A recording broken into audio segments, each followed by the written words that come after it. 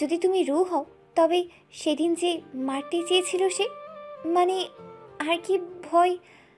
রাইমাও আর চোখে তাকালো তীব্রর দিকে। মানে কি তীব্র হৃদিকে আগে দেখেছে? তীর ভাবুক হয়ে বেশ কিছুক্ষণ ঘটনাটা ঘেটে ঘেটে ভাবতে বসল। পরক্ষণেই চেঁচিয়ে উঠল, কি? মানে আমি যা ভাবছি তাই কি সঠিক? হৃদিতা তীরের চেঁচানোতে চমকে উঠে বলল। কি হয়েছে ভাইয়া? তীর ঝড়ের গতিতে ছুটে এলো তীব্রর সামনে। তীব্রর গম্ভীর চোখ মুখ পর্যবেক্ষণ করে বলল, পেচি ভাবি, আপনি চাইলে পচা গুন্ডাকে আজ এবং এক্ষুনি ডাউনলোড করতে পারি। তীরের নজর আর ধনুকের তীর একবার বের হলে একদম সঠিক জায়গায় নিশানা ভেদ করে পেচি ভাবি। তীরের কথায় সবাই বেশ উৎসুক হয়ে তাকিয়ে আছে তীরের দিকে। সবার শোরগোল শুনে রূপালী ও বেরিয়ে এসেছে রুম থেকে। তবে সবাইকে সব উৎসুক হয়ে তীরের দিকে তাকিয়ে থাকতে দেখে কিছুটা অবাক হলো। হৃদিতা কান্না ভেজা মুখটা দুহাতে মুছে তীরের দিকে তাকিয়ে বলল, আপনি ওই পচা গুন্ডাকে চেনেন ভাইয়া? তীর ভাব নিয়ে বলল, চিনি মানে? আলবাত চিনি। হৃদিতা তীরের কথায় কিছু বলার আগেই তীব্র সবার উৎকণ্ঠা উপেক্ষা করে ডাক দিল হৃদিকে। এই বউ। তীব্র ডাকে হৃদিতা এতক্ষণ পর তাকালো তীব্র দিকে। নয়তো সকালের পর লজ্জায় আর তীব্রর দিকে তাকায়নি। তীব্রর পরনে ফুল হাতা সাদা শার্ট, কালো প্যান্ট, হাতে সিলভার রঙের ব্র্যান্ডের ঘড়ি, কপালে পড়া চুলগুলো বেশ লাগছে দেখতে। এই বউ, এদিকে আসেন তো। হৃদিতা হকচকিয়ে সবার দিকে একবার তাকিয়ে গুটি গুটি পায়ে তীব্রর সামনে গিয়ে দাঁড়াতেই তীর লাফ দিয়ে উঠে হৃদিতার কাছে এসে বলল, যাবেন না পিচি ভাবি ওই পচা গুন্ডার কাছে। শালা তোমার আমি, বুঝলে বাছাধন? খবরদার যদি পিচ্ছি ভাবিকে বকাঝকা করেছিস তো আমিও কিন্তু কুম্ফু জানি। হৃদি চমকে তাকালো তীরের দিকে। তীরের কথার অর্থ বুঝতেই ভয়ে গলা শুকিয়ে এলো। এদিকে তীব্র বিরক্ত হয়ে বলল, বাল শুরু করেছিস? সর সামনে থেকে। সরা যাবে না। তীব্র চরম বিরক্ত হয়ে বলল, ইডিয়েট, আমার বউকে সাইড দে। সবাই বেশ উৎসুক হয়ে তাকিয়ে থাকলেও রূপালী কোথাও না কোথাও এখনও মানতে পারছে না হৃদিতা তীব্র চৌধুরীর বউ। আর তীব্র নাকি ওকে বউয়ের দরজা দিয়েছে, হৃদয়ে স্থান দিয়েছে। তীব্র হৃদিতাকে ভালোবাসে পাগলের মতো। এদিকে হৃদিতা ভয়ে শুকনো ঢোক গিলছে বারবার। মানে তীব্র যদি সেই পচা গুন্ডা হয় তবে তো আজ আমি ফিনিশড। তীর তীব্রকে মনে মনে কয়েকটা বকাঝকা করে নরম সুরে বলল, দেখ ভাই আমার, এতে ভাবির কি দোষ? প্লিজ কিছু বলিস না, বাচ্চা মেয়ে একটা। তোকে স্বল্পস্বরে একটু গুন্ডাই বলেছে, বেশি বড় অপমান করেনি। হৃদিতার না আসায় তীব্র রেগে উঠে দাঁড়াতেই সবাই খানিকটা ভয় পেয়ে গেল। তীব্র হৃদিকে টেনে সামনে আনতে হৃদি চোখ মুখ খিচে বন্ধ করে নিল। ভয়ে হাত পা মৃদু কাঁপছে, সাথে কম্পিত ঠোঁটজোড়া সমান তালে নড়ছে। তীব্র আচমকাই ফুলের টপ তুলে ছুঁড়ে মারল দেয়াল বরাবর। থমথমে পরিবেশ, চারদিকে অন্ধকার ছেয়ে আছে। কিছুক্ষণ আগের হইচই এখন থেমে তৈরি হয়েছে থমথমে শান্ত পরিবেশ। তীব্র ছুঁড়ে মারা ফুলদানি গিয়ে সুইচ বোর্ডে আঘাত লেগেছে, যার ফলে লাইট বন্ধ হয়ে গেছে গত মিনিট 5 হবে। এই অন্ধকার ঘরে সবাই টেনশন করলেও মায়ের বুকে একদম শান্ত হয়ে ঘুমিয়ে আছে রাইমার ছেলে। যদিও তীব্রর ভাঙ্গা ফুলদানির আওয়াজ শুনে কিছুটা কেঁপে উঠেছিল, তবে বাচ্চার ঘুম ভেঙে যায়নি। এতেই রাইমা অন্ধকারেও ছেলেকে বুকে চেপে ধরে আছে। নিঃশ্বাসের শব্দ ছাড়া ভয়ে আতঙ্কে চমকে হতভম্ব হয়ে সবাই 5 মিনিট চুপ থাকলেও এবার মুখ খুলল তীর। কিছুটা মিনমিন করে বলল, আমি দেখে আসছি, কেউ জায়গা থেকে নড়িস না, নয়তো পরে। বলতে বলতেই নিজেই ঠাস করে সোফার সাথে বাড়ি খেয়ে পড়ল রূপালীর ওপর। রূপালী ভয়ে চেঁচিয়ে ওঠার আগেই তীর মুখ চেপে ধরল। মসৃণ পেটের ওপর থেকে হাত সরিয়ে তড়িৎ গতিতে উঠে ফিসফিস করে বলল, এক্সট্রিমলি সরি। রূপালী ভয় পেলেও তীরের কণ্ঠ শুনে স্বাভাবিক হয়ে বসতেই চারদিকে লাইট জ্বলে উঠল। মীর লাইট জ্বালিয়ে বলল, তোরা সবাই ঠিক আছিস? এ কি, তীব্র কোথায়? তীরের কথায় সবাই তীব্রর বসা জায়গায় দেখল। তীব্র নেই সেখানে, কিন্তু তার জায়গায় হৃদিতা বসে আছে, চুপচাপ, একদম স্তব্ধ হয়ে। রাইমা হৃদিতার অভিব্যক্তি বুঝে কাছে এসে বলল, হৃদিতা, তুমি তো জানো তীব্র কেমন। সরি বোন। হৃদিতা হকচকিয়ে বলল। কোনো সমস্যা নেই আপু, আপনি বসুন, আমি সবার জন্য চা করে আনছি। বলেই ছুটল রান্নাঘরের দিকে। সবার আড়ালে রান্নাঘরে ঢুকে এক হাত বুকের পাশে রেখে শুকনো ঢোক গিলল হৃদিতা। এদিকে সবাই মন খারাপ করে বসে পড়ল সোফায়। সবাই জানে তীব্র রাগ কেমন, তাই সবাই কিছুটা হতাশ হলো। তীর মনটা খারাপ করে বলল। আমি কি আজ বেশি বলে ফেলেছি? পিচ্চি ভাবির উপর তো তীব্র রেগে গেল। এই তো ওদের মধ্যে সব ঠিক হলো। রাইমা উদাস গলায় বলল। হুট করে এই বান্দা রেগে যায় কেন আমি বুঝি না। আচ্ছা রিদি তো তীব্রকে ভুল বুঝলো, মানে ওই কিডন্যাপের ঘটনা থেকে। কিন্তু তীব্র তো আমাদের ভালোর জন্যই কিডন্যাপ করেছিল। হৃদিতা এর মধ্যে সবার জন্য চা নিয়ে আসে। একে একে সবাইকে চা দিতেই সবাই চোখ মুখ কুঁচকে ফেলে চা খেয়ে। মীর চাটা কোনোমতেই গিলে ফেলল। তীর মুখ থেকে চা ফেলে বলল। ভাবি, এটা কোন স্টলের চা পিচ্ছি ভাবি? মানে চিনির জায়গায় লবণ। হৃদিতা হকচকিয়ে চা মুখে দিতেই সোজা দৌড় দিল ওয়াশরুমে। জঘন্য চা হয়েছে। এই প্রথম মনে হয় এত জঘন্য চা বানিয়েছে সে। হৃদিতা কুলি করে আয়নায় নিজেকে দেখল, বিশেষ করে ঠোঁটের দিকে। সেখানটায় হালকা ফুলে আছে। গরম চা ঠোঁটে লাগায় আরও খানিকটা লাল হয়ে গেছে। হৃদিতা ঠোঁটের কোণে হাত ছোঁয়াতেই মনে পড়ল কিছুক্ষণ আগের ঘটনা। তীব্রর সেই গুন্ডা, এটা শুনে হৃদিতা তাজ্জব বনে গিয়েছিল। মানে তীব্রই সেই যে তাকে মারতে চেয়েছিল, কিডন্যাপ করেছিল নাফুকে। হৃদির এসব ভাবনার মাঝেই তীব্র ডাকে চমকে উঠল। গম্ভীর মুখে হৃদিকে ডাকায় যেন অন্তরাত্মা কেঁপে উঠল। তবে ধীর পায়ে এগোতেই হৃদি সামনে তীরকে দেখে কিছুটা স্বস্তি পেলেও পরক্ষণে তার আতঙ্কে রূপ নিয়েছে। যখন তীব্র ফুলদানি তুলে দেয়ালে আছাড় মেরেছে, এমনিতেই ভয়ে কাঁপছিল। তীব্রর ভাঙচুরে আরও কেঁপে উঠল। আবার চারদিকে অন্ধকার হতেই হৃদি আরও এক দফা কেঁপে উঠল। শিরশির করে উঠল পুরো শরীর। হৃদি তার ঠোঁট জোড়ার মাঝে ডুবে আছে কারো ঠোঁট। অবাধ্য হাতের বিচরণ চলছে পেট জুড়ে। হৃদি আচমকা ভর ছেড়ে দিল। অসহ্য রকমের অনুভূতিতে ছেয়ে আছে পুরো শরীরে। তীব্রর অবাধ্য হাতের বিচরণে নিজেকে ধরে রাখা কঠিন হতেই ভর ছেড়েছে হৃদিতা। তীব্র দুহাতে হৃদিতার ছোট্ট দেহখানা আঁকড়ে ধরে নিজের তৃষ্ণা মেটাচ্ছে। তীরের কথায় হৃদির হুঁশ ফিরতেই নিজেকে ছাড়াতে চাইলে তীব্র ধীরে হৃদিকে সোফায় বসিয়ে দেয়। হৃদি তখনও শকড হয়ে আছে। এমন সিচুয়েশনে তীব্রর এমন কাণ্ড সত্যি অভাবনীয় ছিল। সে কি ভেবেছিল আর কি হলো? সে তো ভেবেছিল আজ হয়তো তীব্রতাকে পচা গুন্ডা বলায় বাংলাদেশে পাঠিয়ে দেবে। এরপর তীব্র হৃদিকে সোফায় বসিয়ে দিয়ে কানের কাছে নেশাক্ত গলায় বলেছিল, I can do anything for this বৌজান। মানে তীব্র ইচ্ছা করেই ফুলদানি দেয়ালে আছাড় মেরেছে যেন সুইচ বোর্ডে আঘাত করে লাইট বন্ধ হতে পারে। এত নিখুঁত নিশানা কিভাবে সম্ভব? রিদি, তুমি ঠিক আছো? রাইমার ডাকে হৃদি হকচকিয়ে ভাবনা থেকে বের হয়ে বলল। জি আপু। এ কি, তোমার ঠোঁট এভাবে লাল হলো কিভাবে? হৃদিতা আচমকা এমন প্রশ্নে ঘাবড়ে গিয়ে বলল, আসলে আপু, আমি আসলে গরম চা মুখে নিতে গিয়ে ঠোঁটে লেগেছে।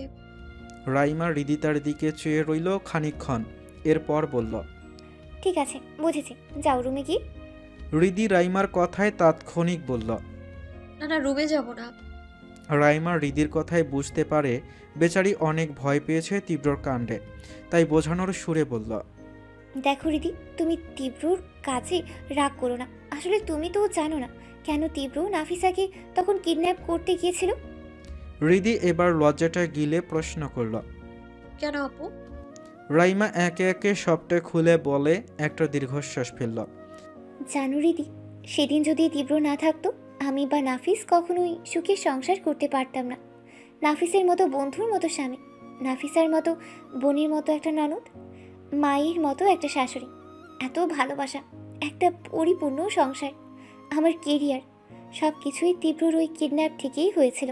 নয়তো আমার বাবার ক্ষমতায় আছে, ক্ষমতার কাছে নাফিস বা আমার কারোর কিচ্ছু করার ছিল না। হয়তো আজ আমাদের সুখের সংসার হতো না, এতদিন বেঁচে থাকতামই ঠিক না। হৃদিতা সব শুনে অবাক হলেও পরক্ষণেই স্বস্তি বোধ করেছে। তীব্র ঠিক কেমন তা ধারণাই আনা কঠিন। মূলত তীব্রর এক এক রূপ তার কাছে অদ্ভুত লাগে। রাইমা আবারও বলল, জানো রিদি, আমরা তখন কলেজে পড়ি। তখন তীব্র আমি ব্যতীত কোনো মেয়ের সাথে কথা বলতো না দেখে সবাই মনে করতো আমি ওর ছিগের। তাই সবাই এটা ওটা কাজের জন্য আমাকে খুব পটাতো। আমিও যখন পটে গিয়ে তীব্রকে কিছু বলতাম, তখন সে বলতো, পটে এসেছিস নাকি? না পটে। আমি তীব্র মীর তীর একটা ভালো বন্ড, এর জন্য পুরো কলেজে আমাদের বন্ধুত্ব চর্চা থাকতো। এরপর ভার্সিটি, তারপর তীব্র চলে গেল দেশের বাইরে। তীব্রর সাথে মীর ল নিয়ে ভর্তি হলো। আমাদের অবশ্য প্রায় কথা হতো। জানো, তোমার জ্বরের সময় ও আমাকে কি হুমকি ধামকি দিয়ে এনেছিল। রিদি অবাক হয়ে বলল। জ্বর? হুমকি? রাইমা সবটা বলতে রিদি আরও অবাক হলো। আনমনে চোখের পানি এসে ভিড় জমালো। লোকটা কি আমাকে সত্যি এতটা ভালোবাসে? এতটা ভালোবাসা যায়? রাইমা রিদির চোখে পানি দেখে বলল, কাঁদছো কেন রিদি? আমাকে এতটা ভালোবাসা যায় আপু? রাইমা রিদি তার অভিব্যক্তি বুঝতে পেরে মুচকি হেসে বলল, তোমাকে ভালোবাসা যায় না বলছো? তবে তীব্র কাউকে কখনো এতটা ভালোবাসতে পারে এটা আমার কাছে অবিশ্বাস্য। জানো, নিজের চোখে না দেখলে কখনো বিশ্বাসই করতাম না তীব্র কাউকে এতটা ভালোবাসতে পারে। অসম্ভব রকম ভালোবাসেও তোমায়। তোমায় অনেকেই ভালোবাসে রিদি, হয়তো তোমাকে ধরা ছোঁয়ার উপায় নেই, তবে তারাও চায় তুমি ভালো থাকো। কথাটা মনে মনে ভেবে দীর্ঘশ্বাস ফেলল রাইমা। মীরের জন্য তার খারাপ লাগলেও সে জানে মীর ঠিক নিজের জীবনটা গুছিয়ে নেবে। কারণ তীব্র আর মীরের অনেকটা বৈশিষ্ট্য এক হলেও তীব্র বেপরোয়া আর মীর গোছালো। এক জীবনে সব কিছু আর ভাগ্যে থাকে। এই শ্যামা পাখিটা হয়তো জানেই না সে তীব্র ব্যতীত ও কারোর মনে কি গভীরভাবে গেঁথে আছে। সময়টা তখন সন্ধ্যা পেরিয়ে রাত বাজে 8টার কাছাকাছি। তীব্রর খোলা ছাদের সুইমিং পুল সাইডে বসে আছে সবাই। সবাই বলতে তীব্র আর মীর বাদে। মীর আর তীব্র বেরিয়েছে কিছু কাজে। তীর যেতে চাইলেও তীব্র সাথে নেয়নি। এতেই গাল ফুলিয়ে বসে আছে তীর। নাফিস তীরের মুড ভালো করতেই সবাই মিলে সুইমিং পুল সাইডে আড্ডা দিচ্ছে। এতে তীরের মুড এখন বেশ উন্নত হয়েছে, যদিও তীরের মুড খারাপ বেশিক্ষণ টেকসই হয় না। রূপালী, হৃদিতা, রাইমা, নাফিস তীর বসে বসে গানের কলি খেলছে। তীরের কাকের গলা শুনে রীতিমতো দু দফা ঝগড়া শেষ হয়েছে রাইমা আর তীরের। আর বেচারা নাফিস দুজনকে থামাতে গিয়ে ফেসেছে মাইনকার চিপায়। একজনের সাইড নিলে আর একজন গর্জে উঠেছে। এদের দুজনের মধ্যে বাক বিতণ্ডাটাই সময় যাচ্ছে চলে। হৃদিতা নাফিসের অবস্থা দেখে মিটিমিটি হাসছে, সাথে রূপালীও হাসছেন, কারণ দুইজন বাচ্চাদের মতো ঝগড়া করছে। ভুল গান বলা আর তীরের কাকের মতো গলায় গান শুনে। রাইমা তো তীরের গলাকে ডোরেমন কার্টুনের জিয়ানের গলার সাথে তুলনা করে ফেলেছে। এতেই চলেছে এদের পঞ্চম বিশ্বযুদ্ধ। এদের টম অ্যান্ড জেরির মতো ঝগড়া থামে কারো গম্ভীর কণ্ঠে। এখানে কি হচ্ছে? What the hell is going on? তীব্রর কথায় সবাই কিছুটা ঘাবড়ে গিয়ে তাকালো ওদের দিকে, কিন্তু তীব্র আর মীরকে দেখে তীরের ভাবভঙ্গি পরিবর্তন হলো। তীর কটাক্ষ করে বলল, আইসে আলাউদ্দিন শাহী মোল্লা ফকির হোসেন, দরবেশ বাবার শালা। তীব্র কোনো উত্তর করল না। ঘাড় ঘুরিয়ে দেখল বউ নামক আস্ত একটা মায়াজালকে। এই মায়াজালের ওপর তার রাগ কেন টিকে না? এই যে সকালের ঘটনার পর বউ সারাদিন তার আশেপাশেও ঘেঁষেনি। এতে তার চরম রাগ হয়েছিল তীব্রর, তুলে আছাড় মারার মতো রাগ। কিন্তু এই মুহূর্তে এই বউটাকে দেখে রাগ হচ্ছে না। আধ খোপা চুল, শাড়ি, গহনা পরিহিত পূর্ণাঙ্গ বিবাহিত নারী তার সামনে দাঁড়িয়ে আছে। এমন রূপে দেখে রাগ থাকে? এখনও সকালে সেই শাড়ি গায়ে জড়ানো হৃদিতার মুখটা স্নিগ্ধ লাগছে। স্নিগ্ধ মুখখানায় জলজল করছে তার আকর্ষণীয় বিবাহিত চিহ্ন নাকফুল। মীর বিরক্ত হয়ে বলল, থামবি তুই? তীর ব্যঙ্গ করে বলল, আসলে শালা মীর জাফর আলাউদ্দিন শাহী মোহাম্মদ শাহজাহান সিরাজের নাতে। হৃদিতা এবার আর হাসি চেপে রাখতে না পেরে হো হো করে হেসে উঠল। সাথে রূপালী, রাইমাও হেসে ফেলল। নাফিস ছেলেকে কোলে নিয়ে দূরে দাঁড়িয়েছে। বলা তো যায় না এই শালাদের অত্যাচারে তার মাসুম ছেলেটা না ভয় পেয়ে যায়। মীর তীরের দিকে আসতেই হৃদিতার হাসির শব্দ থেমে যায়। তাকিয়ে দেখলো না ওই মারাত্মক হাসিটা। খিলখিল হাসির শব্দই শুধু শুনে গেল। এদিকে তীব্র হৃদিতার হাসি দেখে বুকে হাত চেপে বিড়বিড় করে বলল, ছ্যা, বারের একটা বউ, বারের একটা হাসি। বরের স্পন্দন তো থামাই থামায়, সাথে আবার বলেই মীরের বন্ধ চোখ জোড়ার দিকে তাকালো তীব্র। তীব্র নিজের ভেতর চলা মিশ্রিত অনুভূতিতে বিরক্ত হয়। গটগট পায়ে হেঁটে চলে গেল বেডরুমে। রুমে যেতে যেতে বিড়বিড় করে বলল, বালের একটা বউ নিয়েও শান্তি নেই। বালের মায়ের এ জন্মাইছে। কে বলেছে এত মায়াবী হয়ে জন্মাতে? আমি বলেছিলাম এভাবে জন্ম নে? ছ্যা। হৃদিতা তীব্রকে চলে যেতে দেখে হাসি থামিয়ে তীব্র যাওয়ার দিকে তাকিয়ে রইল। রাত বাজে 10টার কাছাকাছি। খাওয়া দাওয়ার পর্ব শেষ করে যে যার রুমে চলে গেছে। হৃদি বেশ কিছুক্ষণ ধরে দাঁড়িয়ে আছে দরজার সামনে। আজ সারাদিন সে তীব্র থেকে দূরে থেকেছে। সেটা অবশ্যই লজ্জায়, কারণ তীব্রর করা তখনকার কাণ্ড মনে হতেই লজ্জায় সারা শরীরে অজানা এক উত্তেজনায় কেঁপে উঠেছে বারবার। তবে তীব্র যে রেগে আছে তা খাওয়ার সময় লক্ষ্য করেছে হৃদিতা। তখন লজ্জা পেলেও এখন ভয় হচ্ছে। ভয়কে জয় করে হৃদিতা দরজার নব ঘুরিয়ে রুমে ঢুকতেই কারো চওড়া শক্তপোক্ত বুকে বাড়ি খেল। চমকে উঠে সামনে তাকাতেই তীব্রকে দেখে এক কদম পিছিয়ে যেতেই তীব্র টান মেরে হৃদিরকে ভেতরে টেনে এনে দরজা আটকে দিয়ে হৃদিকে দরজায় চেপে ধরে রাগে গজগজ করতে করতে বলল, সমস্যা কি তোর? ভালো লাগছে না আমাকে আর? দুদিনে মন ভরে গেল? হৃদিতা ভয়ে শুকনো ঢোক গিলছে বারবার। তীব্রর মুখটা রাগে লাল হয়ে আছে। ফর্সা চেহারায় রক্তিম কৃষ্ণচূড়ার ন্যায় লাল হয়ে আছে। যদিও কৃষ্ণচূড়াকে মেয়েদের প্রতীক হিসেবে ব্যবহার করে কবিরা, তবে বর্তমানে হৃদির মনে হচ্ছে তার বর রাগলে লাল টুকটুকে কৃষ্ণচূড়ার ন্যায় লাল হয়ে যায়। এই যে নীলাভ আকর্ষণীয় চোখ জোড়া রাগে লালচে হয়ে আছে। আচ্ছা, বরটা কি বেশি রেগে আছে? কিন্তু রাগলে তো বেশ লাগে দেখতে আমার বরটাকে, একদম কিউটের ডিব্বা। হৃদিকে এভাবে ড্যাব ড্যাব করে তাকিয়ে থাকতে দেখে তীব্র কটমট করে বলল, কিছু বলেছি আমি? হৃদি তীব্রর কথায় ধ্যান না দিয়ে তাকালো তীব্র ঠোঁটের দিকে। তীব্র গোলাপি রঙের পুরুষালী ঠোঁট জোড়াই তো আঁকড়ে ধরেছিল তার লালচে ঠোঁট জোড়া। ইস, কি যে লজ্জা। আচ্ছা, এই বরের ঠোঁট এত গোলাপি কেন? ছেলেদের ঠোঁট এত গোলাপি কেন হবে? ঠোঁট তো মেয়েদের গোলাপি হবে। এটা কি অন্যায় হচ্ছে না? তীব্র বেশ কিছুক্ষণ ধরে হৃদির কার্যকলাপ দেখে যাচ্ছে। হৃদি তার মুখের রং ক্ষণে ক্ষণে পরিবর্তন হচ্ছে। তা দেখে তীব্র নিজেও কিছু একটা ভেবে নিল মনে মনে। এরপর নিজেই নিজেকে বলল, এত তাড়াতাড়ি সম্ভব নয়। হৃদি তীব্রর দিকে তাকিয়ে থেকে মন খারাপ করে বলল, ঠোঁট এত গোলাপি কেন? কি মাখেন ঠোঁটে? হৃদি তার কথায় তীব্র চোখ ছোট ছোট করে তাকালো ওর দিকে। হৃদি তার তীব্রকে এভাবে তাকাতে দেখেই বলল, কি হলো বলুন, কি মাখেন? আমিও মাখবো। আমার এমন গোলাপি রঙের ঠোঁট চাই। তীব্র ভ্রু কুঁচকে গম্ভীর মুখে বলল, কেন? কেন যে গোলাপি ঠোঁট? কাহিনী কি? হৃদি ঠোঁট উল্টে বাচ্চাদের মতো করেই বলল, মেয়েদের ঠোঁট গোলাপি হওয়া উচিত। দেখুন না, আমার ঠোঁট কেমন কালচে গোলাপি না? তাই আমারও গোলাপি রঙের ঠোঁট চাই। তীব্র কিছুক্ষণ আগের রাগ ভুলে গেল হৃদির কথায়। হৃদিকে এমন বাচ্চামি করতে দেখে তীব্রর উচ্চস্বরে হাসি পেলেও তা চেপে গম্ভীর মুখে বলল, এই ঠোঁট দুটি আমাকে অলরেডি পাগল পারিয়েছে। আর এক minute, do you like my lips? Hridita হকচকিয়ে লজ্জায় মাথা নিচু করে নিল। কি বলতে কি বলেছে ভাবতেই লজ্জায় মাটির ভেতর ঢুকে যেতে ইচ্ছে করছে হৃদিতার। তীব্র হৃদির কোমর জড়িয়ে ধরে নিজের সাথে মিশিয়ে নিল। হৃদির লাজের রাঙ্গা মুখটা তুলে বলল, লুক অ্যাট মি।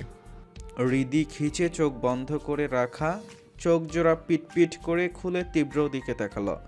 তীব্রর চোখ জোড়া শান্ত এখন, তবে চোখে অদ্ভুত এক মাদকতা। হৃদি তীব্র চাহনিতে ঘায়েল হলো। নীলাভ চোখ জোড়া বরাবরই হৃদিকে টানে। এখন তো সেই চোখে তার জন্য মায়া দেখতে পায়, ভরসা দেখতে পায়, ভালোবাসা দেখতে পায়। এই মায়া, ভালোবাসা আর ভরসা টুকুই তো সে এতদিনে কারো কাছেই পায়নি। আল্লাহ কি তাকে দুনিয়ার সব সুখ ঢেলে দিয়েছেন? এমন সুন্দর, সুদর্শন, সুপুরুষ তার নসিবে লিখে রেখেছিলেন বুঝি? এই যে মিসেস হৃদিতা তীব্র চৌধুরী। হৃদি আনমনেই বলল। আপনি এত সুন্দর সুদর্শন কেন? তীব্র আবারও ভুরু কুঁচকে বলল। তাতে আপনার সমস্যা কোথায়? হৃদিতা আবেশে তীব্রর বুকে মাথা এলিয়ে দিয়ে শক্ত করে জড়িয়ে ধরল। তীব্রর খোলা শার্ট ভেদ করে নাক মুখ ঘষল তীব্রর বুকে। হৃদিতার ঠোঁট বিড়বিড় করে বলল। চুপ করে গিলে ফেলতে ইচ্ছে করে। তীব্র বাক্কা হাসল। হৃদিকে কোলে তুলে নিতে নিতে বলল। তো গিলে ফেলুন, আই অলওয়েজ রেডি বউ। তীব্র হৃদিকে কোলে তুলতেই হৃদির হুঁশ ফিরল যেন। হৃদির লজ্জায় এবার মরিমরি অবস্থা। নামার জন্য হাত পা লাফাতেই তীব্র শক্ত করে বিছানায় শুইয়ে দিয়ে নিজের ভার হৃদির ওপর ছেড়ে দিয়ে কানের কাছে মুখ নিয়ে ফিসফিস করে বলল। আমি সবসময় প্রস্তুত, আমার ব্ল্যাক রোজ, আমার সুখ পাখি, আমার শ্যামা পাখি, আমার মায়াবতী, আমার জান বউ, আমার আমার আমার শুধু আমার। আপনি একান্তই আমার, আর আপনার দিয়ে আমি আমার রোজের আম্মু। দেখতে দেখতে সময় তখন 5 মাস পেরিয়ে গেছে। এই 5 মাস কানাডার টরেন্টো শহরেই সংসার করেছে হৃদিতা। এখানকার মেডিকেল কলেজে ভর্তি করিয়েছে তীব্রতাকে। একদিন এই হসপিটালেই পেশেন্ট হয়ে এসেছিল সে, আর বর্তমানে ছাত্রী হিসেবে। দেখতে দেখতে কতগুলো দিন চলে গেল। বাংলাদেশ থেকে আসা 5 মাস হয়ে গেছে। যদিও হৃদি বাংলাদেশে যেতে চেয়েছে অনেকবার, কিন্তু তীব্র যাবে না বলেছে। তার মতে বাংলাদেশে তার কোনো পিছুটান নেই। যে ছিল সে বর্তমান, আর ভবিষ্যতে তার সাথেই এখানেই আছে আর থাকবে। চৌধুরী বাড়ির কারো সাথেই তেমন কথা বলে না তীব্র। সবাই যা বলে হৃদির সাথেই বলে, বিশেষ করে নাজমা চৌধুরী। যদিও তীরা চৌধুরী ছেলের খবর নিতে মাঝে মাঝে কথা বলেন তার সাথে, কিন্তু তীব্র কখনোই কারোর সাথে কথা বলে না। হৃদি তীব্রর মায়ের সাথে এমন ব্যবহারের কারণ আজও জানে না। তীরা চৌধুরী যদি তীব্রর মায় হয়, তবে তিশা চৌধুরী কে? আর তিশা চৌধুরী কেন তাকে তীব্রর সাথে বেঁধে দিয়ে গেছেন? তিশা চৌধুরীর সাথে তার কি সম্পর্ক? আর হৃদির মায়ের সাথেই বা চৌধুরী বাড়ির কি সম্পর্ক? এত প্রশ্ন হৃদির মনে, কিন্তু কোনো উত্তর নেই। হৃদি দীর্ঘশ্বাস ফেলে সোফায় গা এলিয়ে দিয়ে চোখ বন্ধ করল। ক্লান্ত থাকায় চোখ জোড়া বন্ধ করতেই ঘুম এসে ভর করলো চোখের পাতায়। ঘুমের মধ্যে মৃদু ব্যথায় ঘুম ভেঙে যায় হৃদির। পিটপিট করে চোখ খুলে হাতটা তীব্রর পিঠের শার্টটা শক্ত করে চেপে ধরল। গলায় মুখ গুজে সেখানে ঠোঁট ছোঁয়াতেই ব্যস্ত তীব্র। তীব্র জোরে জোরে শ্বাস টেনে বলল। শুরুটা কি মাখেন যান, এত সুঘ্রাণ কিভাবে হয়? হৃদির শরীর মৃদু কাঁপছে তীব্রর স্পর্শে। দু হাতে শক্ত করে জড়িয়ে ধরে আছে তীব্রর পিঠের শার্ট। তীব্র কথায় হৃদি অবাক হলো না, মৃদু হেসে বলল। কখন আসলেন? তীব্র সে কথার উত্তর না দিয়ে হৃদির ঠোঁট পরপর কয়েকটা চুমু দিয়ে হৃদির বুকে মাথা রেখে চেপে ধরে বলল। ইউ আর মাই ড্রাগ বউ, নেশা নেশা লাগিয়ে আপনার কাছে আসলে। এত নেশাক্ত কেন আপনি? হৃদি তীব্রর স্পর্শে শিউরে উঠল। তীব্র হৃদির কম্পিত শরীর নিজের সাথে মিশিয়ে নিয়ে শান্ত হয়ে চুপচাপ শুয়ে রইল। হৃদি একটু পর বলল। খাবেন না? তীব্র ফট করে মাথা তুলে বলল। খেতে দেবেন? হৃদি তীব্রর কথায় আশ্চর্য হয়ে বলল। কেন দিব না? আশ্চর্য। সরুন, আমাকে উঠতে দিন, খাবার গরম করতে হবে তো। তীব্র হৃদির ঠোঁট জোড়ার দিকে তাকিয়ে বলল। খাবার তো এখানেই আছে। হৃদি তীব্র দিকে চেয়ে বোঝার চেষ্টা করতেই তীব্রর কথা বুঝতেই নিজেকে ছাড়িয়ে নেওয়ার চেষ্টা করতে করতে বলল। অসভ্য বদলোক, সারাদিন মাথায় শুধু বদ চিন্তা। ছাড়ুন আমার। হৃদি তার তীব্রর কাণ্ডে হতাশ হয়ে বিছানায় শরীর ছেড়ে দিল। এই লোক ঘাট তার আমার চূড়ান্ত সাইকো, একটা অদ্ভুত। রাত বাজে তখন 10টার কাছাকাছি। হৃদির লম্বা ভেজা চুল হেয়ার ড্রায়ার দিয়ে ভালোভাবে শুকিয়ে দিচ্ছে তীব্র, আর হৃদি মুখ ফুলিয়ে চুপচাপ বসে আছে। এই সন্ধ্যা রাতেও আমার শাওয়ার নিতে হয়েছে একমাত্র এই লোকটার জন্য। অসভ্য, অসহ্য, ধৈর্যহীন একটা লোক। তীব্র হৃদির চুল শুকিয়ে দিয়ে চুলগুলো সুন্দর করে আঁচড়িয়ে দিয়ে কিছুক্ষণ আগে রেখে যাওয়া খাবার নিয়ে হৃদির সামনে বসল। তীব্র ভাত মাখতে মাখতে একবার হৃদির ফুলে থাকা মুখখানা দেখে মৃদু হাসল। হৃদি তীব্রকে হাসতে দেখে রেগে বলল। আপনি অসভ্য, এভাবে হাসছেন কেন? তীব্র এবার জোরেই হেসে উঠল। হৃদিতা তীব্র হাসি দিকে তাকিয়ে রাগ ভুলে ড্যাব ড্যাব করে দেখল শুধু। তীব্রকে হাসলে বেশ লাগে, এমনিতেই তীব্র কোরিয়ান হিরোদের মতো দেখতে, তার উপর কিলার হাসিটা, এক কথায় মারাত্মক। হৃদি তীব্র দিকে তাকানোর মাঝেই তীব্র এক লোকমা খাবার তুলে দিল হৃদির মুখে। হৃদি খাবার চিবোতে চিবোতে তীব্রকে দেখল শুধু। রাত বাজে 11টা। তীব্র স্টাডি রুমে বসে ল্যাপটপে কিছু কাজ করছে, আর হৃদি রুমে বসে তার পড়াশোনা করছে। একটু পর হৃদি কাঁদতে কাঁদতে স্টাডি রুমে ঢুকতেই তীব্র ভ্রু কুঁচকে বলল। কি হচ্ছে বউ? হৃদি ফ্যাস ফ্যাস করে কেঁদে সোজা গিয়ে বসলো তীব্র কোলে। তীব্র বুকে মাথা রেখে কাঁদতে কাঁদতে বলল। আমি পারছি না। তীব্র ল্যাপটপের দিকে একবার তাকিয়ে হৃদিকে এক হাতে ধরে মাথায় হাত বুলিয়ে বলল। কি পারছেন না? কি হয়েছে? হৃদি কান্না ভেজা মুখটা তুলে তীব্র দিকে তাকিয়ে বলল। আমি পড়া পারছি না। সার্জারি ক্লাস সেদিন মিস হওয়ায় ওটা আমি বুঝতে পারছি না। দেখুন দেখুন কি জটিল সাবজেক্ট। তীব্র ফস করে একটা নিঃশ্বাস ফেলে দু হাতে হৃদির ছোট্ট মুখখানা ধরে চোখের পানি মুছে দিয়ে একবার তাকালো বইয়ের দিকে। এটা তো খুব সহজ। আপনি কিভাবে জানলেন? এটা সোজা? সোজা হলে আমার মাথায় ঢুকছে না কেন? আপনি ডাক্তারি না পড়ে কিভাবে জানলেন এটা সোজা? হ্যাঁ, তীব্র কিছু বলার আগেই ল্যাপটপ থেকে তীর বলল। হ্যাঁ তো তীব্র, তুই ডাক্তারির কি বুঝিস? হৃদিটা ফট করে চোখ তুলে দেখলো ল্যাপটপে ভিডিও কলে তীর আর লাবিব আছে। হৃদি ওদের দেখে লজ্জায় তীব্র কোলে থেকে নামতে চাইলে তীব্র শক্ত করে হৃদির কোমর জড়িয়ে ধরল। হৃদি অসহায় দৃষ্টিতে তাকালো তীব্র দিকে, কিন্তু সেদিকে তোয়াক্কা নেই তীব্রর। সে এক হাতে হৃদিকে ধরে রেখে অন্য হাতে ল্যাপটপে কিছু টাইপিং করে বলল। এখন ব্যস্ত আছি, মেল চেক করুন। বলেই তীব্র ফট করে ল্যাপটপ বন্ধ করে দিতেই অপাশ থেকে তীর কিছু বলছে হয়তো, তা আর তীব্র শুনল কোথায়। আপনি আমাকে বলেননি কেন তীর ভাইয়া আর লাবিব ভাইয়া ভিডিও কলে আছে? তীব্র হৃদিকে কোলে ভালোভাবে বসিয়ে দিয়ে বলল। বললে কি হতো? হৃদি তার ঠোঁট উল্টে বাচ্চাদের মতো করেই বলল। আমি লজ্জা পেলাম না। তীব্র হৃদির কানের পেছনে চুল গুজে দিতে দিতে বলল। ও আচ্ছা। হৃদি আবারও ঠোঁট উল্টে বলল। কাল নাকি নতুন প্রফেসর আসবে, সে নাকি খুবই স্ট্রিক্ট। তীব্র হৃদির গলায় মুখ ডুবিয়ে বলল। তাই নাকি? জানেন সে নাকি খুবই সুদর্শন দেখতে। হৃদির কথা শেষ হতেই তীব্র ফট করে হৃদির গলা থেকে মুখ তুলে বলল। ও রিয়েলি? আর কি কি জানেন আপনাদের নিউ প্রফেসরের ব্যাপারে? হৃদিতা ভাবুক হয়ে বলল। আমার ফ্রেন্ড আছে না এলি, ও বলল প্রফেসরটা নাকি ভীষণ সুন্দর দেখতে, যেমন স্টাইলিশ তেমনি অ্যাট্রাকটিভ। উনি নাকি টপ 5 সার্জনদের মধ্যে একজন।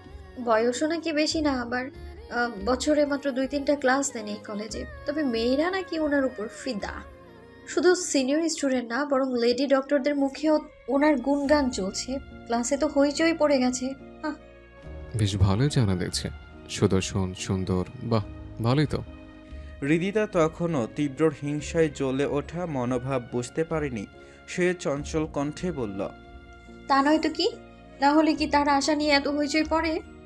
তীব্র দাঁতে দাঁত চেপে রক কন্ট্রোল করে বলল। সরুন, আমার কাজ আছে। হৃদির টনক নড়ল। মুখ তুলে তীব্র দিকে তাকাতেই ভয়ে শুকনো ঢোক গিলে বলল। মানে আমি তো।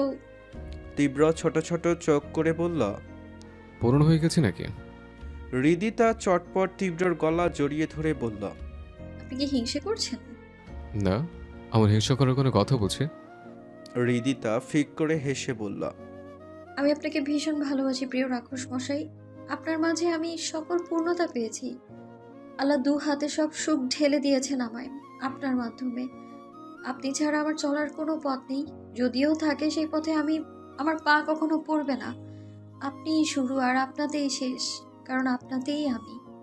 সকাল 9টা বাজতে আর 10 মিনিট বাকি আছে। হৃদিতা লিফট থেকে দৌড়ে ঢুকলো অডিটোরিয়াম রুমে। তবে ঢুকেই থ মেরে কিছুক্ষণ দাঁড়িয়ে রইল। পুরো ক্লাসরুমে নজর বুলিয়ে তার চক্ষু চড়ক গাছ। ডক্টরেট ক্লাস আজ। বিশ্বসেরা সুন্দরীদের ক্লাস লাগছে দেখতে। হৃদিতার রুমে নজর বুলিয়ে তার প্রিয় বান্ধবী এলিকে খুঁজে দেখল। এলি ওপরের বেঞ্চে থেকে হাত নাড়িয়ে ডাকছে তাকে। হৃদিতা ভিড় ঠেলে ওপরে উঠে বসলো এলির পাশে। এলি হৃদিতার দিকে তাকিয়ে বলল, আজ তুমি ছাড়া সবাই প্রায় বিশ্ব সেরা সুন্দরী হয়ে এসেছে। হৃদি ফ্যাল করে এলির দিকে তাকিয়ে বলল, আমি বিবাহিত এলি। তো কি হয়েছে? এখানে অনেকে আছে যারা ম্যারিড। হৃদি ফোঁস করে একটা নিঃশ্বাস ফেলে মনে মনে বলল, হ্যাঁ, সবার হাজবেন্ড কি আর তীব্র চৌধুরী হয়? কি ভাবছো? না কিছু না। আচ্ছা স্যার বলে খুব কড়া, তো সবাই এমন সেজেগুজে আসছে যে, তুমি কি কখনো দেখেছো স্যারকে? না, স্যার সবসময় শেষ বর্ষের ক্লাস নেয়, তবে এবার প্রথম বর্ষে ক্লাস নেবে দেখে সবাই অবাক, খুশি, আবার কেউ কেউ স্তম্ভিত। তুমি বাংলাটা বেশ ভালো বলো এলি। আমার জন্ম কানাডাতে হলেও আমার বাবা মা বাংলাদেশি, তাই বাংলা আয়ত্ত করে নিয়েছি। বাংলাদেশে কখনো যাওনি তুমি? দাদু মারা যাবার সময় একবার গিয়েছিলাম, তখন আমি ছোট ছিলাম। ও আচ্ছা। ওদের কথার মধ্যে একজন ছেলে হন্তদন্ত হয়ে রুমে প্রবেশ করে বলল, সবাই নিজের নিজের জায়গায় বসো, স্যার চলে এসেছেন। সবাই স্যারের গাড়ি ঢুকলো হসপিটালের গেটে। মুহূর্তের মধ্যেই চারদিকে নিশ্চুপ হয়ে গেল, কারণ এখানকার প্রধান তাদেরকে আগেই বলেছিল ভদ্রতা বজায় রাখতে। ঠিক 5 মিনিটের মাথায় সেখানে প্রবেশ করে স্যুট বুট পরিহিত সুদর্শন একজন পুরুষ। কানাডিয়ান পুরুষটি আসলেও সুন্দর বটে। সব মেয়েরা ড্যাব ড্যাব করে তাকিয়ে আছে তার দিকে, তবে ছেলেটার চেহারায় কিছুটা বিরক্তি। কয়েক পলক সার্জারি বইটার দিকে তাকিয়ে চোখ মুখ কুঁচকে নিল, যেন অখাদ্য কিছু দেখেছে। হৃদিতা ফস করে একটা নিঃশ্বাস ফেলে চারপাশে তাকালো। সবাই ফিসফিস করছে। হৃদিতা একটু চুপ থেকে এলির দিকে তাকিয়ে ভ্রু কুঁচকাল। মেয়েটা অদ্ভুত দৃষ্টিতে তাকিয়ে আছে প্রফেসর লিয়ামের দিকে। হৃদিতা নিজেও তাকালো প্রফেসর লিয়ামের দিকে, কিন্তু তেমন কোনো স্পেশাল কিছু দেখতে পেল না। প্রফেসর লিয়াম ঘড়ির দিকে তাকিয়ে মুচকি হাসলো। ঠিক তখনই ঠকঠক আওয়াজ তুলে প্রবেশ করলো সাদা অ্যাপ্রন গায়ে জড়ানো লম্বা সুঠামদেহী একজন পুরুষ। গম্ভীর মুখখানায় এক ধরনের আভিজাত্য ঘেরা, নীলাভ চোখজোড়ায় ভরপুর কনফিডেন্স, তার তীক্ষ্ণ দৃষ্টিধার। পুরুষটি প্রবেশ করতেই প্রফেসর লিয়াম মাথা ঝুঁকিয়ে কর্নিশ করল, গুড মর্নিং ডিটিসি। মর্নিং। গম্ভীর মুখখানায় মর্নিং কথাটা আরও বেশি গম্ভীর শোনাল। প্রফেসর লিয়াম এবার মাইক নিয়ে সকলের উদ্দেশ্যে ইংলিশে বলল, হ্যালো ডিয়ার স্টুডেন্ট, তোমরা হয়তো জানো ডিটিসি কখনো ফার্স্ট ইয়ারে ক্লাস নেন না, সার্জারির শেষ বছরের ক্লাস আর প্র্যাকটিক্যাল নেন। তবে তোমরা অনেক লাকি বলতে পারো, ডিটিসি এবার ফার্স্ট ইয়ারের ক্লাস নেবেন, আর তার অ্যাসিস্ট্যান্ট হিসেবে আমাকে পাবেন। উনি আমার প্রিয় ডক্টরদের মধ্যে অন্যতম। তাই লিয়ামের কথায় কিছুটা বিরক্ত হয়ে বলল, স্টপ লিয়াম। লিয়াম মাথা নাড়িয়ে ওকে বোঝাতেই ডিটিসি এগিয়ে এসে মাইকের সামনে দাঁড়িয়ে সবার উদ্দেশ্যে ইংলিশে প্রথমেই বলল, first of all, this is a classroom, not your makeup set. আমার ক্লাসে ঢুকতে হলে অবশ্যই মিনিমাম সভ্যতা বজায় রেখে ক্লাসে ঢুকতে হবে, আদারওয়াইজ ক্লাস করার দরকার নেই। আর বাই এনি চান্স যদি আমি কোনো কারণবশত ক্লাস থেকে বের করে দিই, দেন আপনাদের আর কোনো চান্স নেই আমার ক্লাসে অ্যাটেন্ড করার। I hope you all have understood. ডিটিসির করা কথায় পুরো ক্লাস নিশ্চুপ হয়ে যায়। দাম্ভিকতা আর ক্ষোভের দক্ষ ডক্টরের করা কথায় কেউ কেউ ফিদা বলা যায়। ডিটিসি ওরফে আপনাদের তীব্র চৌধুরী এবার আর চোখে বউয়ের দিকে তাকাল। বউয়ের দিকে তাকাতেই শক্ত কঠিন মুখাবয়ব নরম হয়ে এলো। তার বউটা কেমন শক্ট হয়ে তাকিয়েছে। আচ্ছা, এই বউ আবার জ্ঞান ট্যান হারাবে নাকি? আমি কি বেশি সারপ্রাইজ করে দিলাম? তীব্র আর চোখে বেশ কয়েকবার হৃদিতাকে দেখে সার্জারি দুটো টপিক শেষ করলো। কারো কোনো প্রশ্ন থাকলে করার সুযোগ দিয়ে আবারও তাকালো হৃদিতার দিকে। নিশ্চুপ নীরবতায় শুধু খাতা কলমের খচখচ আওয়াজ ছাড়া কোনো শব্দ শোনা গেল না। তীব্র চিন্তিত মুখে হৃদিতার দিকে তাকালো। কিছু একটা ভেবে গলা পরিষ্কার করে ইংরেজি ভাষায় বলল, you have 2 minutes. If you want, you can talk to the person next to you. এলি সুযোগ পেয়েই হৃদিতার দিকে তাকালো। হৃদিতা কেমন স্তব্ধ হয়ে বসে আছে। এলি হৃদিতাকে কয়েকবার ডাকতেই হৃদিতা বলল, কিছু বললে? তুমি কি সবটা বুঝতে পেরেছো? তুমি তো আজ কোনো কিছুই নোট করনি। হৃদিতা শান্ত স্বরে বলল, শরীরটা একটু খারাপ লাগছে অ্যানি। আমি তোমার থেকে পরে নোট করে নিব। এলি চিন্তিত মুখে বলল। তুমি কি ঠিক আছো? হৃদি ক্লান্ত গলায় বলল। ঠিক আছি আমি। 2 মিনিট শেষ হতেই সবাই কথা বন্ধ করে দেয়। কারো কোনো প্রশ্ন না থাকায় ডিটিসি আর প্রফেসর লিয়াম বেরিয়ে যায়। ক্যাফেটেরিয়ার একটা টেবিলে বসে আছে হৃদিতা। মন মস্তিষ্ক তার যুদ্ধ করছে। মনে পড়ল অনেক আগের কথা। রূপালীর আত্মহত্যা করার পর রূপালীকে নিয়ে তীব্র একটা রুমে গিয়েছিল। সেখানে থেকে রূপালীকে বের করেছিল ব্যান্ডেজ আর স্যালাইন সমেত। তখন যদিও বিষয়টি তার মাথায় আসেনি, তবে আজ সবটা ক্লিয়ার লাগছে। মানে তীব্র চৌধুরী? ডিটিসি মানে ডক্টর তীব্র চৌধুরী? হ্যাঁ, কি ধুরন্ধর লোক এটা! কাল রাতেও বললো না আমায় কিছু। এই রুদি, চারদিকে আবহাওয়া লক্ষ্য করেছো? এলি চেয়ার টেনে বসতে বসতে কথাটা বলে মুচকি হাসল। হৃদি কিছুটা অবুঝে মনেই বাইরে তাকিয়ে দেখল। সব তো ঠিকই আছে তাহলে। এলি হৃদির মনের কথা বুঝতে পেরে বলল। আরে আমি ওই আবহাওয়ার কথা বলছি না, আশেপাশে আবহাওয়ার কথা বলছি। পুরো হসপিটাল জুড়ে ডিটিসিকে নিয়ে চর্চা চলছে। ওনার অ্যাটিটিউড, ভাবভঙ্গি, চলাফেরার স্টাইল, নীলাভ বর্ণের চোখ, ড্রেস আপ সেন্স, কথা বলার ধরন, সব মিলিয়ে সবাই প্রায় ফিদা। হৃদিতা এলির কথায় আশেপাশে তাকিয়ে দেখল। আসলে সবাই ফিসফিস করে কিছু বলাবলি করছে। যদিও হৃদিতা ক্যানাডিয়ান ভাষা খুব একটা আয়ত্ত করতে পারেনি, তবে ডিটিসি নাম বারবার উল্লেখ হওয়ায় বুঝতে অসুবিধা হলো না তাদের চর্চার বিষয় কি। তুমি কি ফিদা নও? এলি হৃদির কথায় মুচকি হেসে বলল। সত্যি বলতে আমিও এমন পুরুষ খুব কম দেখেছি। চেহারায় একটা বাঙালি ভাব আছে, তবে ওনার নীলাভ চোখ জোড়া সত্যি অ্যাট্রাকটিভ।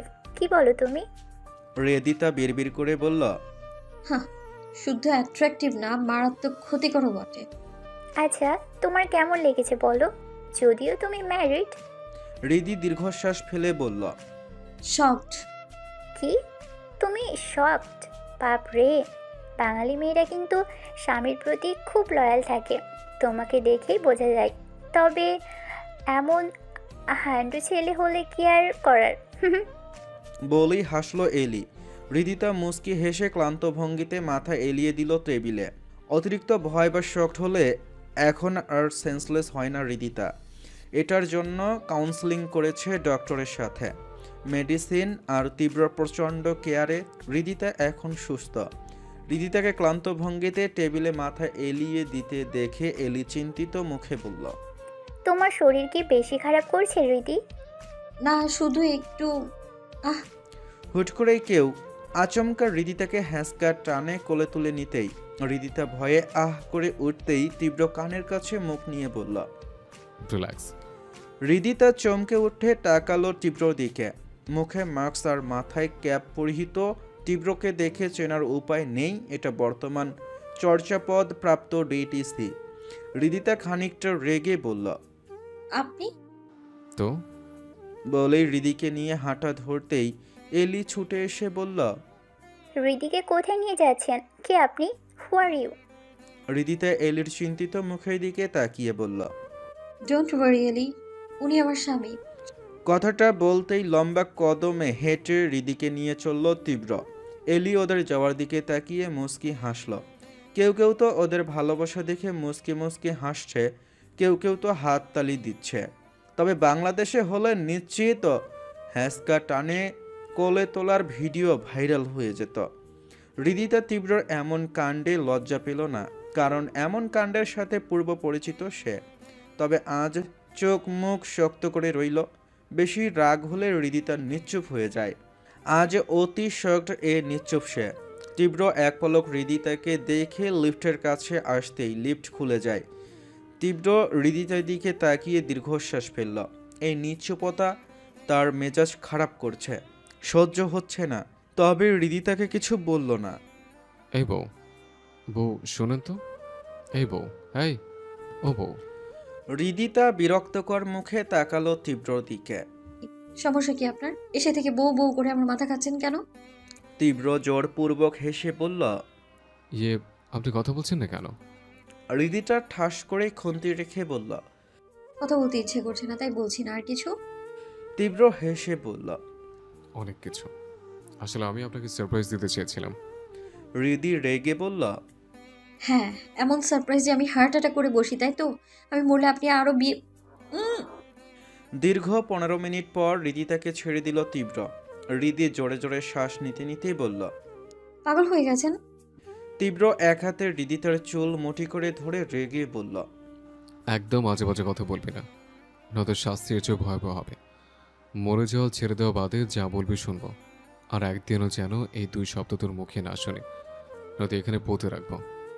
বলেই হৃদি তাকে ছেড়ে হন হন করে বেডরুমে চলে গেল তীব্র। হৃদি ফ্যালফ্যাল করে তীব্রর যাওয়ার দিকে তাকিয়ে রইল। চোখে জমল মৃদু জল। অভিমানী মন আরও একটু অভিমানী হয়ে উঠল। দুহাতে চোখের পানি মুছে বেরিয়ে গেল রান্নাঘর থেকে। তখন রাত 10টার কাছাকাছি। এখনও রুমে আসেনি হৃদিতা।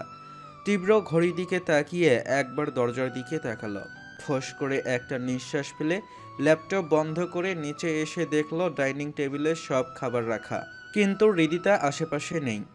তীব্র ভ্রু কুঁচকে এদিক ওদিক ভালো করেই দেখল। হৃদিতাকে না পেয়ে তার ভ্রু কুঁচকে গেল।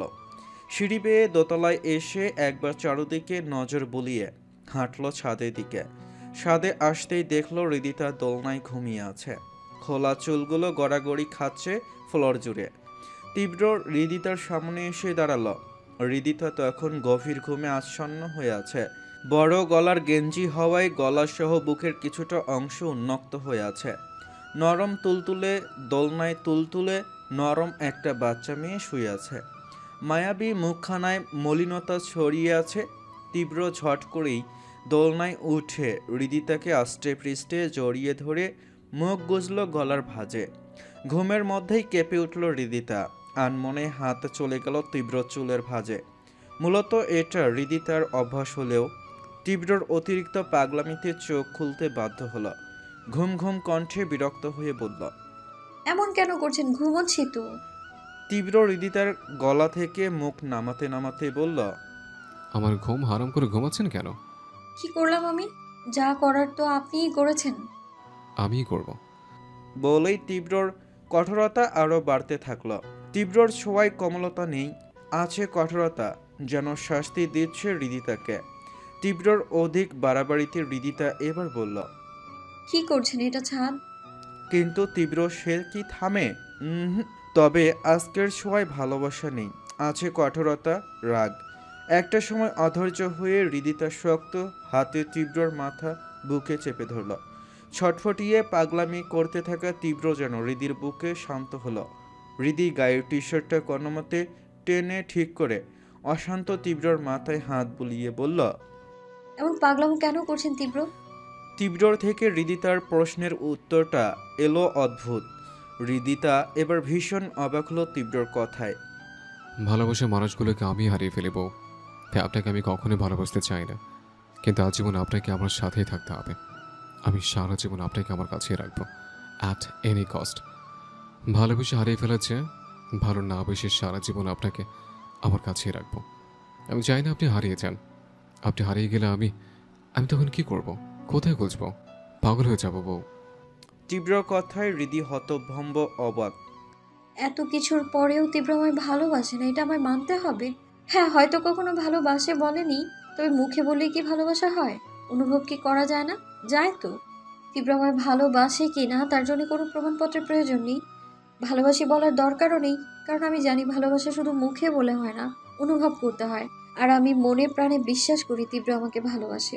তবে এমন কি অতীত আছে বা হয়েছে যার জন্য তীব্র ভালোবাসতে ভয় পায়? হারিয়ে ফেলার ভয়। ভালোবাসলে হারিয়ে ফেলবে, এটা কে বলেছে? আচ্ছা, উনি কি কাউকে ভালোবাসতেন? আমি ব্যতীত আর তার জীবনে অন্য কোনো নারী ছিল? এটা ভাবতেই হৃদিতা বুকে চিনচিনে ব্যথা অনুভব করলো। শক্ত করে চেপে ধরল তীব্রর পেছনের টি শার্ট। আজ ছুটির দিন। হৃদিতা দুপুরের জন্য রান্না করছে। হঠাৎ কলিং বেলের শব্দে চুলায় আঁচ কমিয়ে দরজা খুলতেই নজরে এলো তীরকে। তীর 32 পাটি দাঁত বের করে বলল, মর্নিং পিচ্চি ভাবি। হৃদি ছোট্ট ছোট্ট চোখ করে বলল, এখন মর্নিং বুঝি ভাইয়া?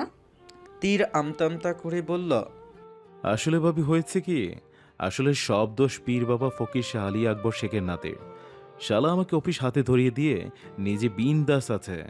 এত এত কাজ করে ঘুম থেকে উঠতে দেরি হয়ে গেছে। আমার মতো মাসুম বাচ্চার প্রতি এটা ঘোর অন্যায়। হৃদিতা ফিক করে হেসে উঠল তীরের আজগবি ডাকে। ভেতরে আসতে বলে কিচেনে চলে গেল। তীর বসার রুম থেকে দেখলো তীব্র গম্ভীর মুখে চপিং কাট করছে। তীর জ্বালানোর উদ্দেশ্যে ঝটপট এগিয়ে এলো। বলছি সাবেক পীর আলাউদ্দিন আলী বাবা, 40 চোরের নাতি, আপনার কি বিবেক বলে কিছু আছে? তীব্র বিরক্ত চোখে তাকালো তীরের দিকে। তীর সেসব তোয়াক্কা না করে হৃদিতার উদ্দেশ্যে বলল, তা পিচ্ছি ভাবি, আপনার স্বামীর সারপ্রাইজ কেমন ছিল? হৃদিতা ফোঁস করে একটা নিঃশ্বাস ফেলে বলল। পুরাই শকিং। তীর উত্তেজিত হয়ে বলল, আমি বলেছিলাম এই 40 চোরের নাতিরে, ভাবি ছোট্ট একটা মানুষ, এত শখটি নিতে পারবে না। কিন্তু এই 40 চোরের নাতি আমার কথা শুনল না, তিনি শুনলেন ব্রিটিশের কথা। তীব্র রক্তিম চোখে তাকালো তীরের দিকে। তীর আমতা আমতা করে বলল, এভাবে তাকিয়েছিস কেন? আমি কিছু করিনি। তীব্র চরম বিরক্তি প্রকাশ করে বলল, চুপ থাক, না তো ছুরি তোর গলায় বসাবো। তীর চোখ বড় বড় করে হা হুতাশ করে বলল, কি অপমানস? না, আমি আর এই জীবন রাখবো না। এই বন্ধু আমার কলিজা আঘাত করেছে। তীব্র একটা ছুরি মুছে তীরের দিকে এগিয়ে দিয়ে বলল, এনে এটা দিয়ে ট্রাই কর, মরে যাবি। তীর শুকনো ঢোক গিলে বলল, কি যে বলিস দোস্ত, আমি বললে তোর কি হবে? এত কিছু সামলাতে পারবি না। আমার মতো একটা মাসুম বাচ্চাকে বাঁচতে দে। হৃদিতা এদের কথায় মুখ টিপে হাসছে। তীর ছুটির দিনে আসলেই এদের মধ্যে এমন আজগবি কথা চলে। তীব্র একবার হৃদিতার দিকে তাকিয়ে রেগে হনহন করে ওপরে চলে গেল। তীব্র যেতে হৃদিতা হো হো করে হেসে উঠল, সাথে তীরও। পিছে ভাবে আমি কেটে দিচ্ছি। থাক ভাইয়া, উনি কেটে দিয়েছে। ভাইয়া, আপনাকে একটা কথা জিজ্ঞেস করি। এটা আবার বলা লাগে? ইয়ে, আসলে মানে কি ব্যাপার ভাবি, গোপন কিছু? আসলে মানে বলছিলাম যে মানে ওনার জীবনে কি কোনো মেয়ে ছিল? মানে উনি কি কাউকে পছন্দ করতেন বা ভালোবাসতেন? তখন গভীর রাত। হৃদিতার বুকে মাথা রেখে ঘুমিয়ে আছে তীব্র। শান্ত স্নিগ্ধ কমল মুখশ্রীতে একরাশ মায়া। ঘুমিয়ে থাকলে এই সুদর্শন পুরুষকে আরো বেশি সুদর্শন লাগে। সাদা দাগবিহীন ত্বকের দিকে হৃদিতা বেশ কিছুক্ষণ তাকিয়ে থেকে আদুরে হাত বুলায় মাথায়। সিল্কি চুলগুলোই হাত বুলিয়ে ভাবতে লাগলো তখনকার কথা।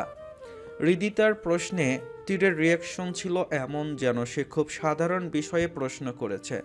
তীর মুচকি হেসেই বলল, ভালোবাসা? তাও তীব্র? কখনো না, ছোট থেকে একসাথে আছি। হৃদিতা আমতা আমতা করে বলল, তাহলে হয়তো কাউকে পছন্দ। তীর ফিক করে হেসে বলল, যে ছেলে মেয়েদের চোখ সহ্য করতে পারে না, তার আবার পছন্দ?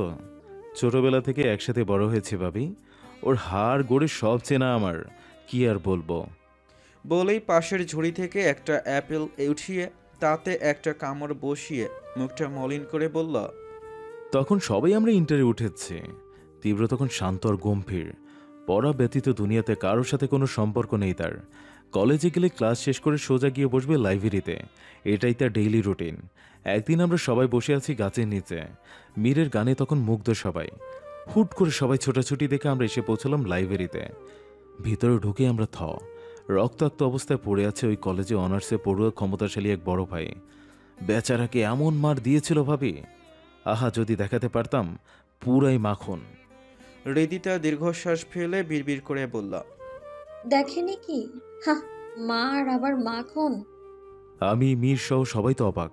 তীব্র কারণ ছাড়া কাউকে মারে না। আমরা তীব্রর দিকে এগিয়ে আসতেই নজরে এলো একটা মেয়ের কান্নার শব্দ। মেয়েটা বুক সেলফের পেছনে থরথর করে কাঁপছে। আমি অবাক হয়ে সেদিকে এগোতেই তীব্র আমার হাত চেপে ধরে কড়া গলায় বলল, রায় মেয়েটার হেল্প কর। রাইমা অবাক হলেও তীব্রর কথায় ছুটে গেল সেদিকে। তীব্র আমার হাত ছেড়ে নিজের হাতে রক্ত পরিষ্কার করে বের হলো ওয়াশরুম থেকে। আমি তখনও কিছু বুঝিনি এখানে কি হলো, শুধু ফ্যালফ্যাল করে দেখছি। তীব্র ওয়াশরুম থেকে বের হয়ে শান্ত কণ্ঠে সবার উদ্দেশ্যে বলল, কি ব্যাপার, ভিডিও হয়নি এখনো? সাথে সাথে সবাই ফোন বের করে দিদা নামক বড় ভাইয়ের ভিডিও শুরু করেছে। বেচারা বড় ভাই, আহা লাগে উড়াদুরা গানের মতো উড়াদুরা মার খেয়ে ঢলে পড়ে আছে।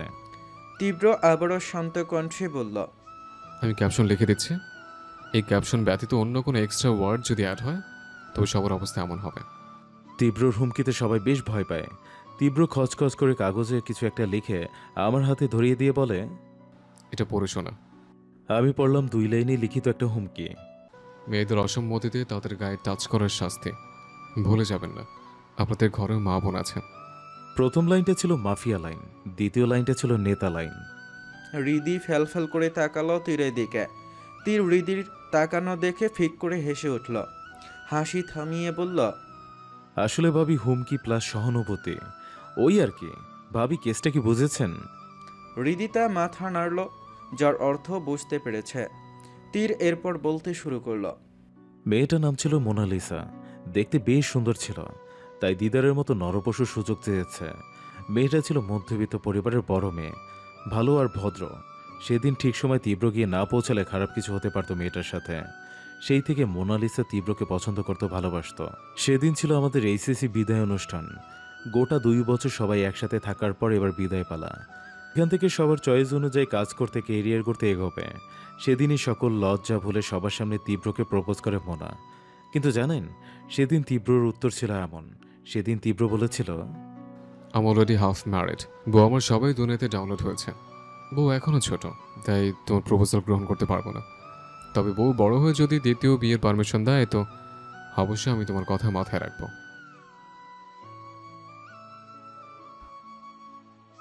মজা করছো তীব্র? আমি জানি তুমি আমাকে ভালোবাসো না, হয়তো বাসবেও না। তোমার লাইফে অনেক অপশান আছে। আমি সব জেনে শুনে তোমাকে আমার মনের কথা জানিয়েছি। ভালোবাসবে না জেনেও ভালোবেসেছি। না করার জন্য এমন বাহানার প্রয়োজন নেই। তীব্র গম্ভীর মুখে শান্ত গলায় বলল, প্রথমত আমি মজা করছি না, দ্বিতীয়ত আমার লাইফে অপশন থাকলেও সে আমার একমাত্র চয়েস, আর তৃতীয়ত না করার জন্য তীব্র চৌধুরীর কোনো বাহানার প্রয়োজন হয় না।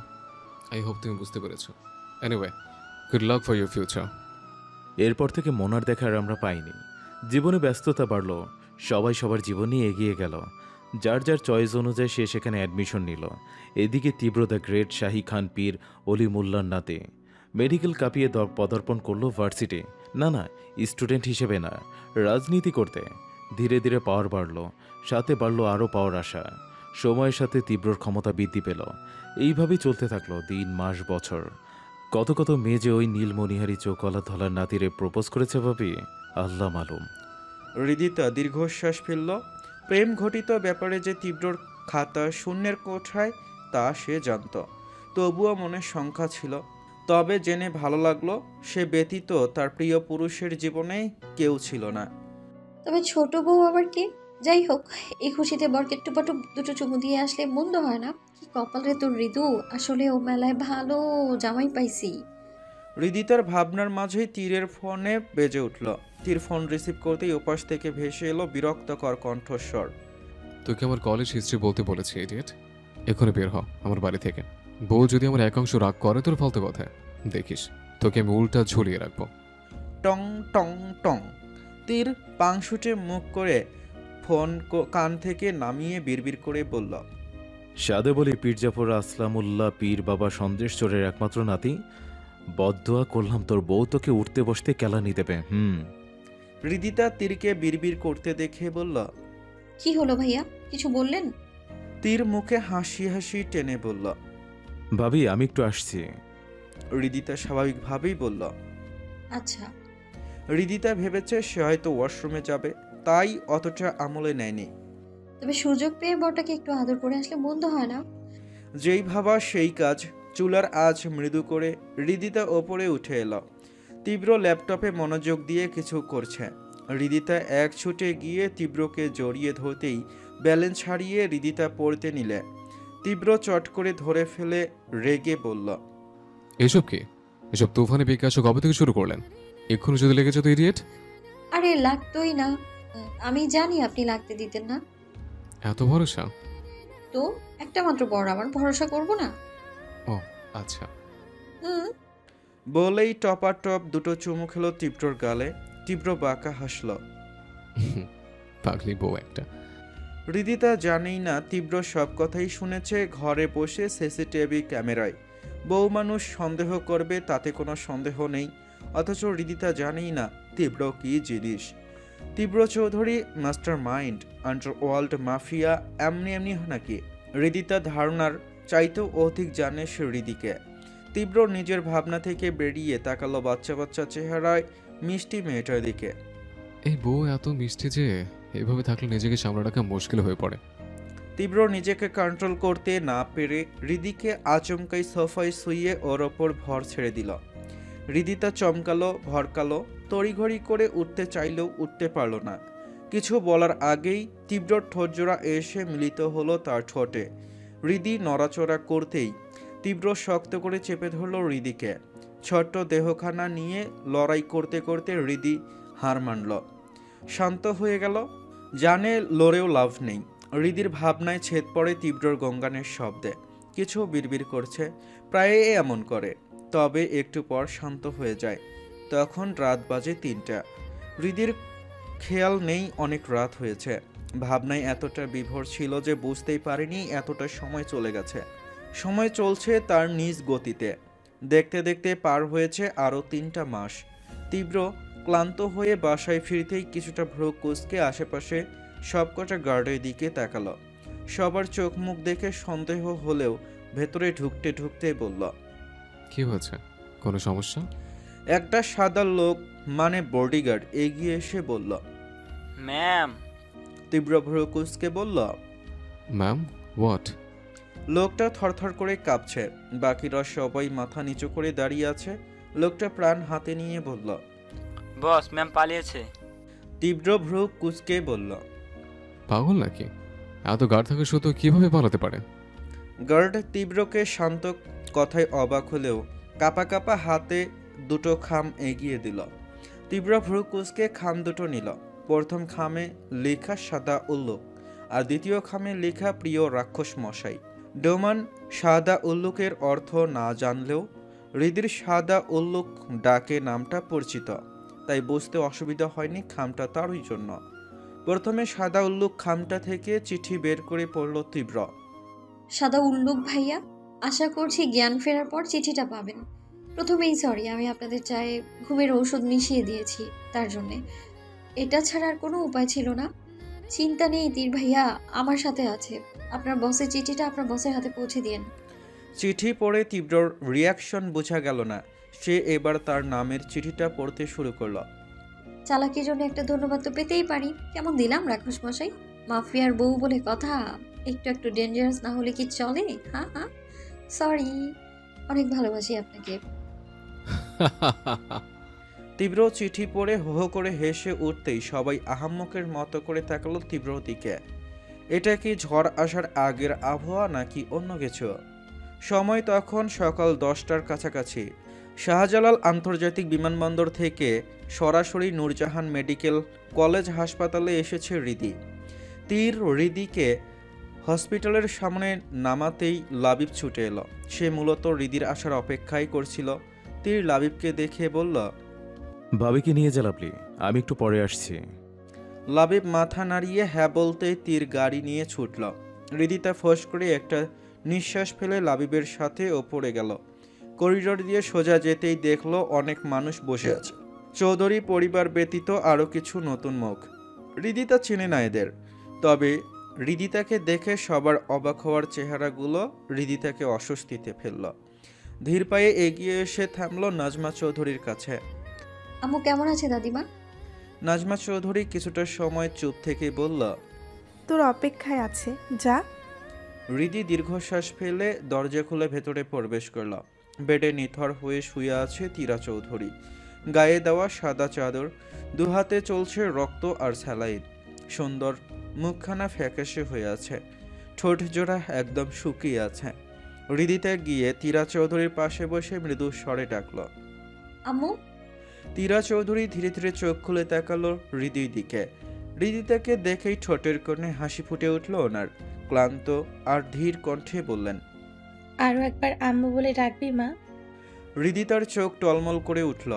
সে বুঝতে পারছে তীরা চৌধুরী গুরুতরভাবে অসুস্থ, কিন্তু কি হয়েছে তা এখনও জানে না। কানাডা থাকাকালীন তীরার সাথেই বেশ কথা হতো তার। তীরা চৌধুরী নিজ থেকেই কল দিয়ে কথা বলতেন তার সাথে। সবচেয়ে বেশি কল তীরা চৌধুরী করতেন তাকে।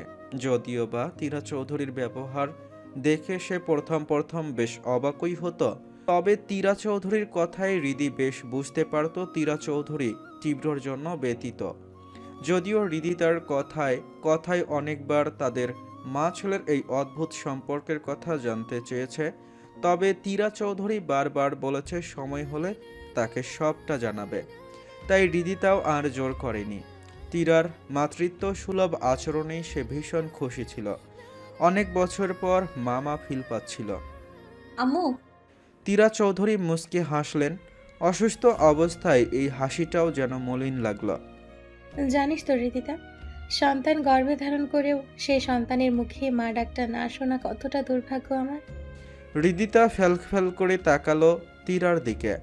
তীরা চৌধুরী হৃদিতার ফ্যাল করে তাকিয়ে থাকা দেখে মৃদু হেসে বললেন, আজ তোকে সবটা বলবো। তুই জানতে চাইতি না গর্ভে ধারণ করেও কেন তীব্র আমাকে মা বলে ডাকে না? সময়টা ঠিক মনে নেই, ভার্সিটি লাইফ চলে তখন। বাবার খুব আদুরে সুন্দরী আর ধনী হওয়ায় আমার মধ্যে আলাদা একটা ব্যাপার ছিল, মানে ওই আর কি, আজকাল বলে না ক্রাশ, বলতে পারিস ক্রাশ ছিলাম। কত শত যে প্রেমের প্রস্তাব আর বিয়ের প্রপোজাল পেয়েছি তা বলার বাইরে। বলেই হাসলেন তীরা চৌধুরী।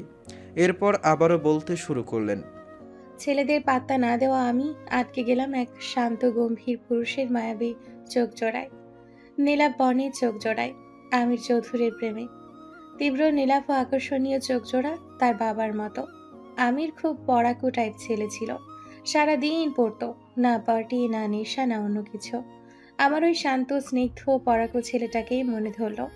ওই ছেলেটাকে লাগবে মানে লাগবেই বলে একদিন প্রপোজ করলাম, কিন্তু সে আমাকে সরাসরি মানা করে দিল। আমার প্রপোজাল অ্যাকসেপ্ট না করায় আমার মাঝে এক জেদ চেপে বসলো।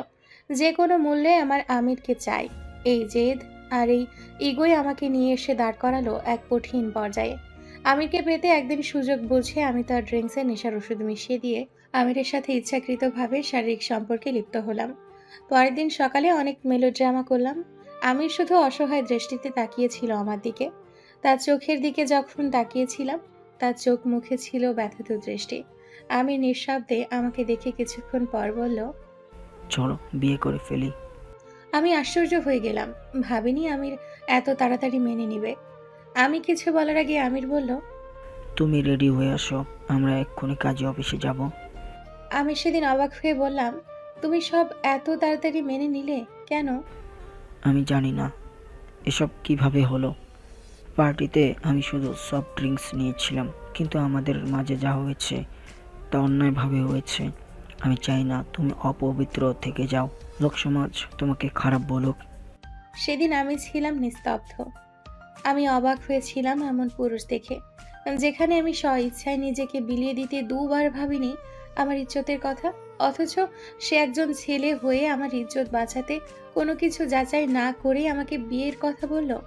না চাইতেই এক অপরাধ বোধ কাজ করছিল আমার মাঝে। সেদিনই আমাদের বিয়ে হয়। দুই পরিবারে সবটা জানিয়ে দিই। বাবা আমাকে ভালোই চিনত, উনি জানে আমি কেমন জেদি। যা আমার চাই তা আমার চাই। সেদিন বাবা আমাকে কষিয়ে থাপড় মেরেছিলেন, হয়তো ভাবেনি এতটা নিচে আমি নামবো। বাবা সবসময় আমার পিছনে লোক লাগিয়ে রাখতেন, সেখান থেকেই তিনি জেনেছিলেন আমি ড্রিঙ্কসে নেশার ওষুধ মিশিয়েছিলাম। সেদিন উনি বলেছিলেন, তোমার ভাগ্য ভালো তীরা, আমির চৌধুরীর মতো একটা মানুষ পেয়েছো। ওকে হারিয়ে ফেলার মতো ভুল কখনো করো না, শুধরে নাও নিজেকে, নয়তো পরে কেঁদেও কুল পাবে না। অবশ্য ভুল আমারই, বেশি ছুট দিয়েছি তোমায়। বলে তিনি চলে গেলেন। এরপর আমাদের বিয়ে হয়। বিয়ের মাসখানেক পর আমরা একটা বিয়ের দাওয়াত পাই। আমি যেতে ইচ্ছুক না হলেও সবার মন রাখতে গেলাম গ্রামে বিয়ে খেতে। সেদিন ছিল তিশার বিয়ে, সেনাবাহিনীর প্রধান মোহাম্মদ রফিক হাসনাতের সাথে। তিশা ছিল তীব্র দাদির বান্ধবীর মেয়ে। তীব্র দাদির ইচ্ছে ছিল তিশাকে আমিরের বউ করার, তবে তা প্রকাশ করার আগেই এত কিছু ঘটে গেল। তিশা ছিল উজ্জ্বল ফর্সা, ধবধবে সাদা, আমাদের মতো না হলেও মায়াবী, শান্তশিষ্ট মিষ্টি ভদ্র মেয়ে। আমার তো গ্রামের পরিবেশ আর বিয়ে পুরাই তখন বিরক্ত লাগছিল। রুমে বসে ফোনে তখন ফ্রেন্ডসদের সাথে কথা বলছিলাম। হুট করে হট্টগোলের শব্দে বিরক্ত হয়ে বেরিয়ে এলাম বাইরে। দেখলাম তিশার মা হাতে একটা লাঠি নিয়ে চেঁচামেচি করছে একটা মেয়েকে। মেয়েটার পরনে 8 পরে শাড়ি, বয়স বেশি হবে না, 15 কি 16। এত ছোট মেয়েকে শাড়িতে দেখে আমি অবাক হলাম। এগিয়ে যেতেই দেখলাম শ্যামলা মায়াবী মুখখানা, মুখের কোণে ঝুলছে মিষ্টি হাসি। এত বকাবকির পরেও মেয়েটা হাসছে দেখে বেশি অবাক হলাম। ইতিমধ্যে ছুটে এলেন তীব্রর দাদি। তিশার মাকে শান্ত হতে বলে আগলে নিলেন মেয়েটাকে। মেয়েটা তীব্রর দাদিকে দেখে খুশি হয়ে বললেন, ভালো আন্টি, কখন এলে তুমি? তীব্রর দাদি বললেন, এসে থেকেই তো খুঁজছি তোকে, কোথায় টই টই করে বেড়াস, মায়ের এত বকাঝকা খাস, তবু একটুও শুধরাস না কেন? তুমি আজ আসবে জানলে আমি আজ বাইরে যেতাম না। তাই বুঝি, দুষ্টু মেয়ে। মেয়েটা খিলখিল করে হেসে উঠল। তার হাসিতে যেন পুরো বাড়ি হেসে উঠল। একটু পর সবাই আবার স্বাভাবিকভাবেই যার যার কাজে লেগে পড়ল। আমি অবাক হয়ে দেখলাম শুধু, হয়তো ব্যাপারটা নতুন না তাদের কাছে। আমার ভাবনার মাঝে মেয়েটা ঝট করে আমাকে জড়িয়ে ধরল। আচমকা এমন হওয়ায় ভরকে গেলাম আমি। হাল্লা গো, ভাবি কি সুন্দর গো, ভালো আন্টি, একদম পরীর মতো। তীব্র দাদি মেয়েটার কথাই হেসে আমাকে উদ্দেশ্য করে বলল, তীরা, ও আমার বান্ধবীর ছোট মেয়ে দিয়া। মনে মনে আমি বিরক্ত হলেও মুখে হাসি টেনে সেখান থেকে রুমে আসলাম। রুমে ঢুকে দেখি আমির বিষণ্ণ মনে তাকিয়ে আছে জানালার বাইরে। আমি বিরক্ত হয়ে বললাম, এভাবে বাইরে কি দেখছো? আমির চমকে উঠে বলল, কিছু না। বিরক্তিকর গাইয়া পরিবেশ। বলা নেই কওয়া নেই হুট করে এসে জড়িয়ে ধরলো। অসহ্য। কে জড়িয়ে ধরলো? ময়লা একটা মেয়েছি। দিয়া। হবে হয়তো। তুমি কিছু মনে করো না তীরা, ও একটু চঞ্চল তো, তাই। বাচ্চা একটা মেয়ে। একটু চঞ্চল? পুরাই বিরক্তিকর। দেখো তীরা, বিয়ে বাড়িতে আছি মাত্র 2 দিন, চলে যাব বিয়েটা শেষ করি। প্লিজ এখানে কোনো সিন ক্রিয়েট করো না। আমিরের কথায় আমি বিরক্ত হয়ে ওয়াশরুমে ঢুকে গেলাম। সবার এত ভালো মানুষই সহ্য হচ্ছিল না আমার। রাগে দুঃখে ইচ্ছে করছিল সব ভেঙে ফেলতে।